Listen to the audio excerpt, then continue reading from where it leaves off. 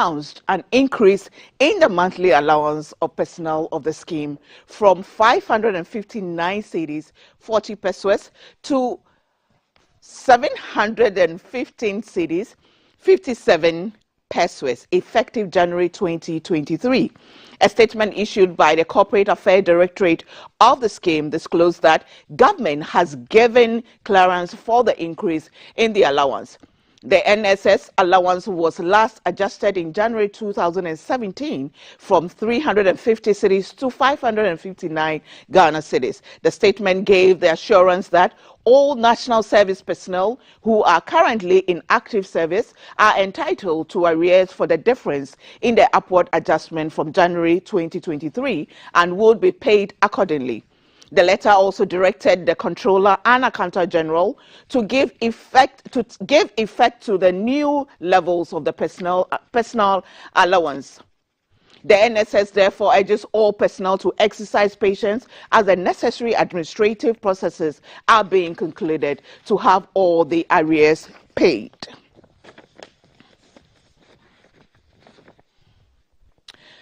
Now to Parliament. Parliament has rescheduled presentation of the mid-year budget review to Thursday, July 27, 2023. The date change comes after the initial announcement of Tuesday, July 25, 2023. The Finance Minister, Mr. Ken Ofori-Atta, is expected to deliver the budget statement and economic policy of government along the supplementary estimates for the year 2023 financial year. The disclosure regarding the scheme alteration was made by the second Deputy Majority Whip, Mr. Habib Idrisu, during his presentation of the business statement of the House for the week ending Friday, July 28 in Parliament. Mr. Idrisu emphasized that the House has limited time left, with just 7 sitting days until adjournment since Teye. Consequently, he urged all committees of the House with referral bills to accelerate their consideration during bringing to the House attention to ensure the timely breakdown of the bills and other parliamentary business requiring attention. The Business Committee recommended that daily sittings commence at 10 hours and be extended. In the following week, the House expects the presence of 4 ministers: Chieftaincy and Religious Affairs, Lands and Natural Resources, Sanitation and Water Resources, and Roads and Highways, to respond to 26 questions, 1 of which is urgent and 25 are oral questions.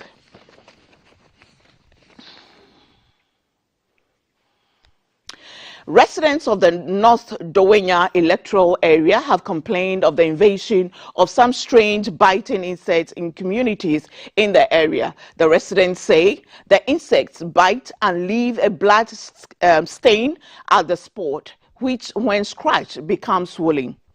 They would not describe the type of insect, but said those biting only become aware when they experience itching at the spot. The assembly member for the area, Mr. Moses Kuto, said the unknown insects had invaded the homes of residents for some days now.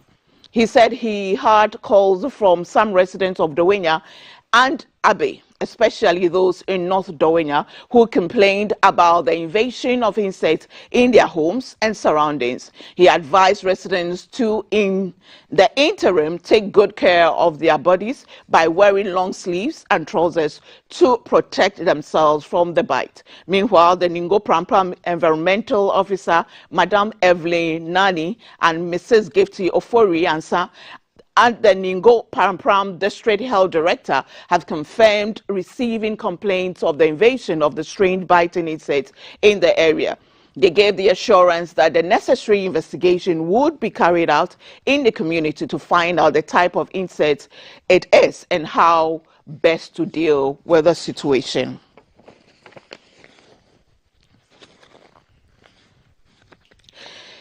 The maiden edition of the Umar Peace and Unity Convention has ended in Accra. The two-day event focused on bringing together Muslims from around the globe to engage in meaningful discussions, spiritual reflections, communal bonding, and promote utterance to humanity. One Ummah is a consortium of Muslim organizations with an objective to provide an enabling environment for better understanding of Islamic values through social and academic interactions to help improve the quality of life of individuals and organizations. It also encourages tolerance of other faiths through social interaction. On Saturday, July 22, members of the organization converged on the Accra International Conference Center to hold the maiden edition of the Peace and Unity Convention. It was a platform for knowledge sharing to foster unity among the Muslim community. Islam is not just for Hausa people. Islam is not for Asantis. Islam is not for Arabs. Islam is for everybody. And Islam is for all of us. And Islam is for mankind. And therefore, from whichever socio-cultural background you come from whichever country you come from, even within Ghana, from whichever tribe you come from, we can unite despite our differences. The One Ummah Peace and Unity Convention 2023 was on the theme Pathways to Thrive, Embracing Uncertainty and Igniting Growth. And still on religion, the Presbyterian Church of Ghana is on a campaign aimed at uniting all Christians, especially members of the Presbyterian churches, to intercede in prayers. The intercessory dubbed Stand in the Gap has been launched in Accra to seek God's intervention before, during and after the 2024 general elections.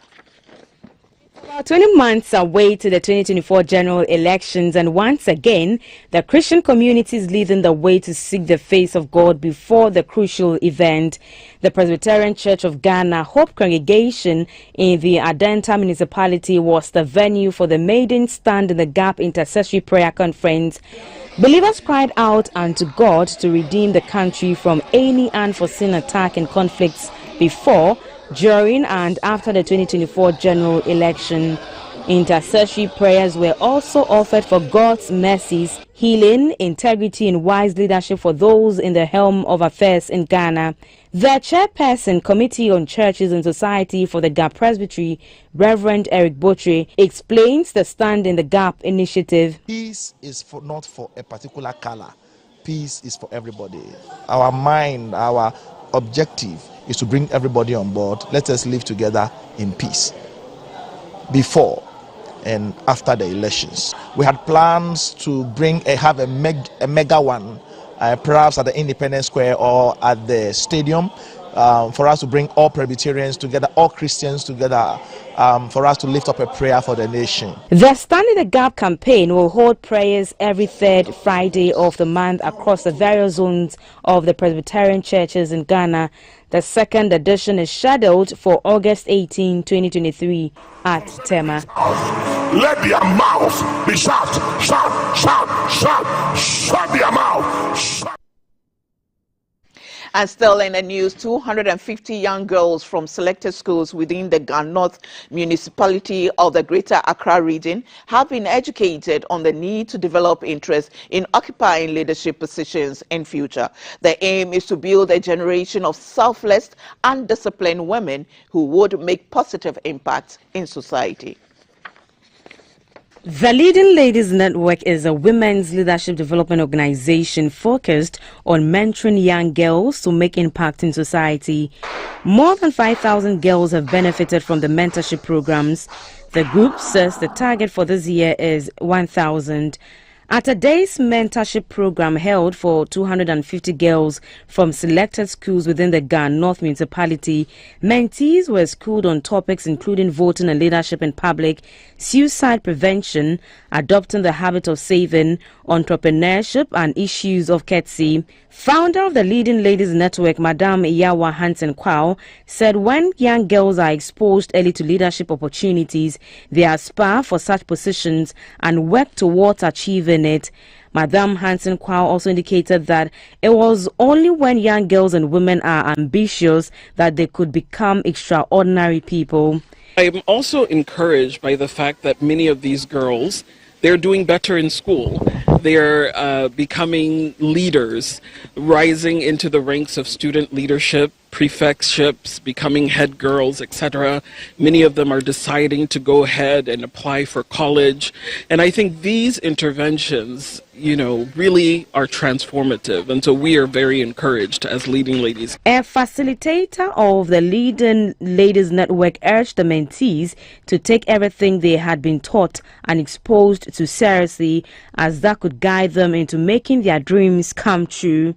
She assured that the network would continue to give its best in grooming and encouraging young girls about the possibility of achieving their aims, irrespective of their backgrounds, because the more informed these young girls are, the more likely they can make the right career choices. On governance, the Institute of Local Government Studies in Accra is appealing to President Akufo-Addo to grant the institution a presidential charter to operate as fully fledged degree awarding and research institution. At the sixth graduation, the director of the institute, Professor Nicholas Awotri, said the institute, which is now 20 years, has undergone massive transformation and in equipping and strengthening the human resource capital of local governance and deserves to be weaned off its affiliation for the Kwame Nkrumah University of Science and Technology. The Institute of Local Government Studies was established under Act 647 as a specialized institution to provide consistent and regular capacity building for decentralization, as well as train competent and technical and administrative staff at the local level, as envisaged in Article 240 of the 1992 Constitution. In a report, the director of the institute, Professor Nicholas Awotri, said the school has come a long way in delivering on its mandate. He catalogued several achievements, which includes infrastructure expansion, clearing of legacy debts, introduction of new courses for both the postgraduate and undergraduate levels, admission of assembly members to acquire knowledge during their tenures, among a host of others. Professor Awotri noted that as a non-subverted state institution, the Institute of Local Government Studies has managed its affairs prudently, that notwithstanding the need government assistance in providing competitive incentives to retain their teaching staff. Our inability to roll out various allowances like commuting allowance, research allowance, transport allowance, accommodation allowance, compared to the traditional universities, meant that in some aspects our conditions of service are also not competitive enough, hence unable to attract and retain highly competitive staff. The Minister for Local Government, Decentralization and Rural Development, Mr. Danbotri, commended the institution for its work in building a formidable human capital for local governance. He said decentralization as an entrenched provision in the Constitution makes it mandatory for its practice to be prioritized and given its full and true meaning. Mr. Botri also challenged strive to actualize concepts in local governance to galvanize national aspirations. It is the intention of the Ministry for Local Government, Decentralization and Rural Development to revisit the unfinished agenda towards legal reforms to facilitate the election of MMDCs. And the Institute for Local Government Studies have been requested to facilitate the creation of platforms for series of breakfast meetings with various stakeholders to understand their positions on these major constitutional reforms to deepen local democracy. 111 persons graduated with various Master of Arts degrees. The mayor of Houston, Mr. Sylvester Turner, with some members of the city's business community, was in Accra to facilitate partnership between U.S. and Ghanaian companies and investors over the weekend. The Tourism, Arts and Culture Minister, Mr. Ibrahim Mohammed Awal, assured that Ghana will continue to create and maintain the conducive environment for all businesses and guaranteed their safety. The brief meeting centered on prospects of economic benefits available in both countries. Arts and Tourism Minister Dr. Awal recounted the country's successes through engagement with the diaspora and emphasized on Ghana's drive towards economic independence through entrepreneurship, he spoke about the government's commitment to improve TVET and STEM education in the country. Not just giving people education, giving education that equip them for the world of work. So my trip with my team to Houston, entrepreneurship is going to be at the center of it. We need to create at least 1.5 million jobs every year in this country, direct and indirect, for the next 10 years. So our relationship with Houston is going to look at different things. Entrepreneurship is key. A very equipped, well-educated youth is an asset, not just to Ghana, but to Africa. The Houston delegation is finding new economic opportunities to grow cultural and civic engagements with Ghana and to establish relationships of mutual benefits to both countries. As our way of thanking him and his delegation to coming to Houston, we want it now to come here. But words can be many. What people are now needing to see, they just need to see some action items.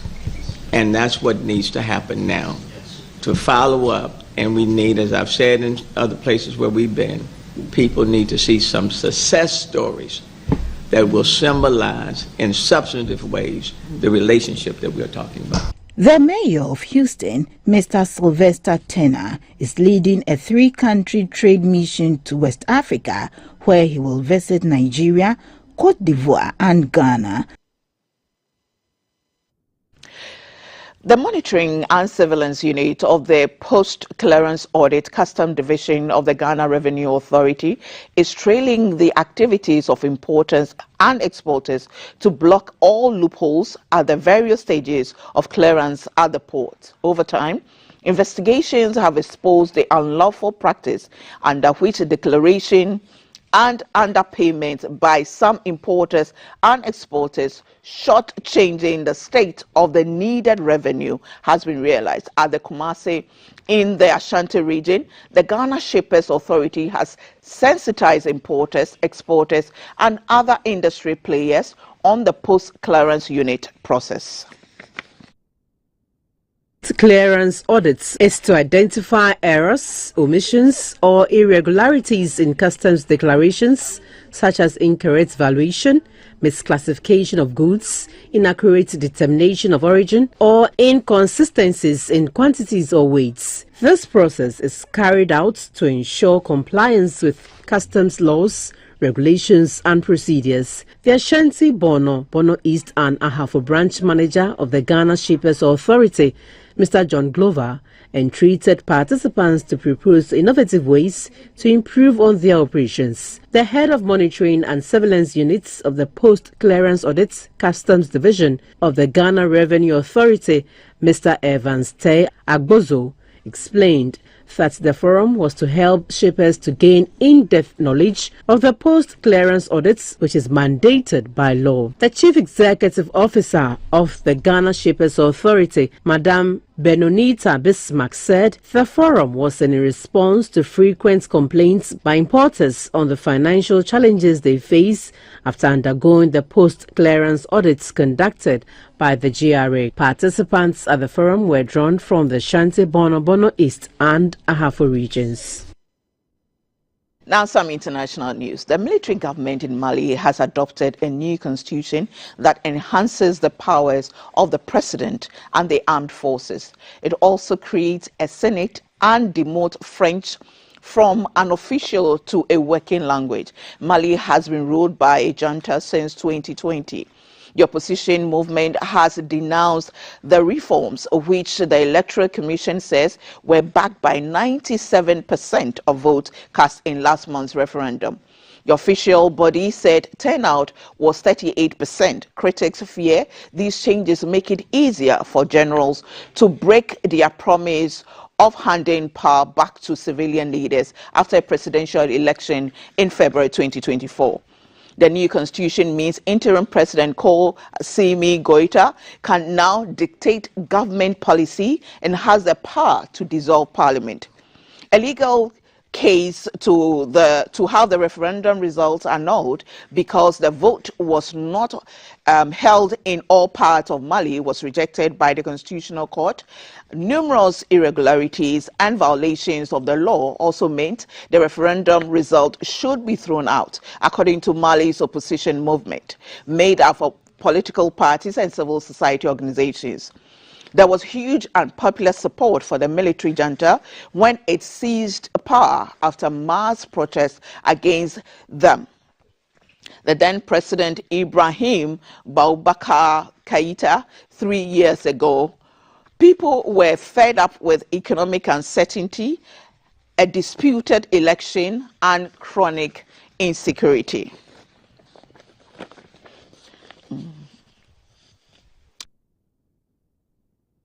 Has collapsed in Cameroon's biggest city, Douala, killing at least 12 people and injuring 5 others. It is not known how many people were inside the 4-story building when it fell onto another residential block in the early hours of Sunday. The rubble is being searched for survivors. Distressed neighbors have described hearing screams and frantically trying to dig people out. Teams from Cameroon's Fire Brigade, the Red Cross, and other rescue services are still working at the scene. The regional governor, Samuel Diodone Ivana Deboha, has sought to pressure people and reassure them, saying the situation is under control and rescue teams will make sure nobody is left beneath the wreckage. It is not known what caused the building in Douala's and Raphael neighborhood to collapse, but residents have told journalists it looked dilapidated.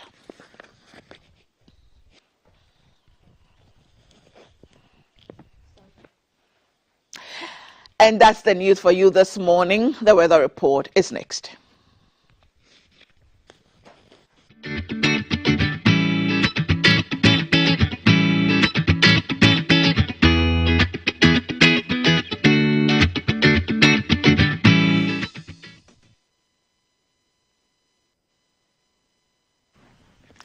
All right, so we have Frederick Kojo on the line now. Good morning, Frederick. Good morning. How are you? Doing great. How about you? I'm good. I'm good. These guys have put me under pressure, but it's good. I'm surviving. So what's the weather looking like today? Well, a very good morning to all viewers. And so for the next 24 hours, we expect very cloudy weather across the entire country. This morning, there was going to be some mist and fog patches over forest and then hilly areas, reducing visibility to a range of about 3 to 8 kilometers. We advise that motorists will be cautious this morning.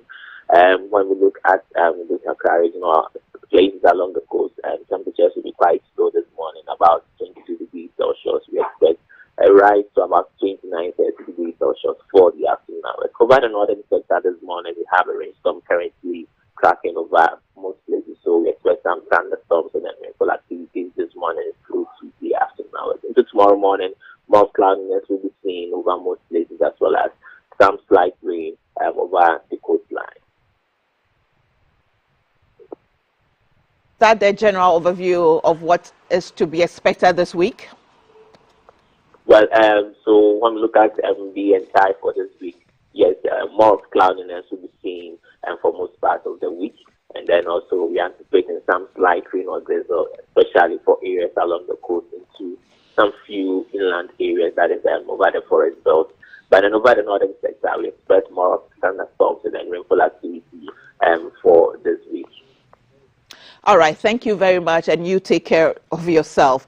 And to you out there, you know what to expect today and the rest of the week. So stay safe and be good. Next up is Kitcher with an interview.